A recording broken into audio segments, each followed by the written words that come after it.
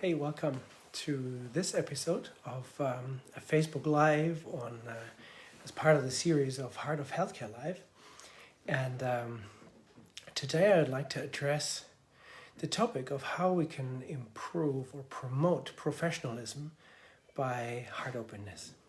And just before I go into this, I'd like to acknowledge that today I actually feel sad and I feel tired and I feel in need of self-care. This has been a bit of a rough weekend for me with, being at work on the one hand, very long days at work, and at the same time I lost a very dear friend. And this is a combination that many of us know, that there's something that really deeply moves us, like the loss of a friend, and then we sleep less and we care for those that we care for. And at the same time, we're back on our job and we're back in, our everyday life. So this has been the weekend for me. And from this, I have seen a lot of things that I recognize in myself. So I've seen that the communication with the family was really not ideal, and the family actually felt left alone and felt unsupported. And this is something that I've seen before, and it's something that I recognize in myself. I've recognized the pattern where, we're on a busy ward and there are lots of patients and there are more tasks than are actually doable, and we're in stress, we're stressed out. Now, how can you be open-hearted when you're stressed out? They're antagonistic, right? So that's very difficult to do. So there's a choice that we have, and the choice is to be objective and distanced, or to be heart open and available. And what I've seen with my friend is that the healthcare professionals pretty much unanimously decided to be objective and distanced, and that left the family alone. And I know this very well, and I guess you do if you're a healthcare professional, that you have to make a choice, and it somehow subtly feels more kind of dangerous in terms of your time management and in terms of where you invest your energy in to actually be heart open and to actually be available. You need to take time, and you don't know where the journey will take you because you're actually available and heart open. So that's very difficult to integrate into a highly scheduled day where at this time I need to, how do we do that? It's an art that I developed over the years, or that I am developing over the years, and where I can still find myself not really living up to the standards that I would like to be at.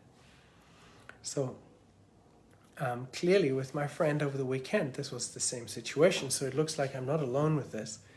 And if you are aware of the situation, if you feel that you have been in this situation, I would love to know from you what actually helps you in these moments to not make the choice to be an objective, distanced, professional, medical, molecular medicine advisor, but to actually show up as a human being, to actually be there in your full human potential, rather than limiting yourself to what is, the little professional in you,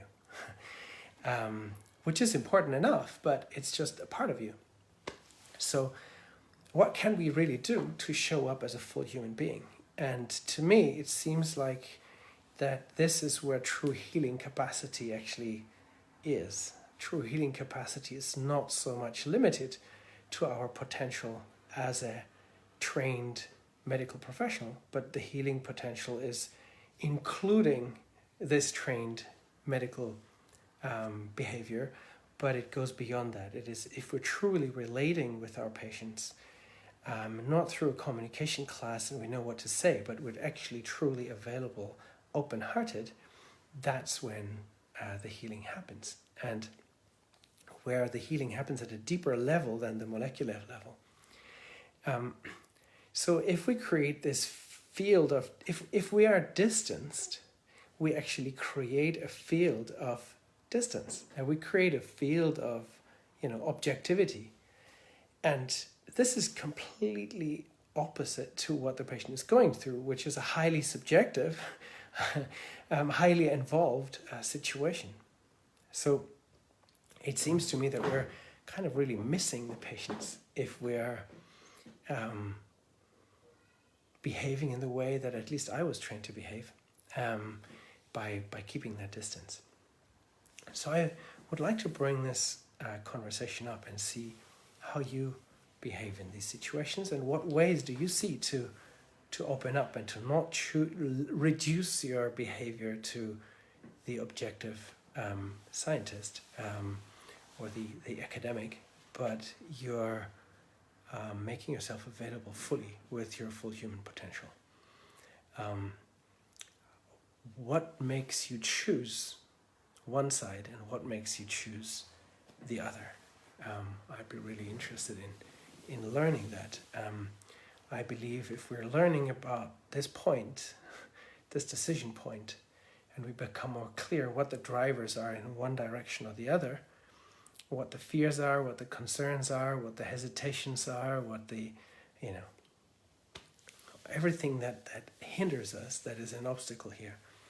If we learn about that, I feel we could actually improve our professionalism rather than being less professional by being open-hearted.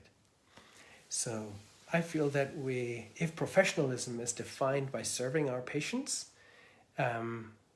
it seems to me like we're really missing on something important, or at least I do, and I would love to learn from those who do much better. So let me know what you think. Share your thoughts, share your insights, and otherwise I wish you a great week, and hope that you have time for self-care. I will now take some time to catch up on sleep and to be more with the family of my friend. Okay, so wish you all the best. Take great care.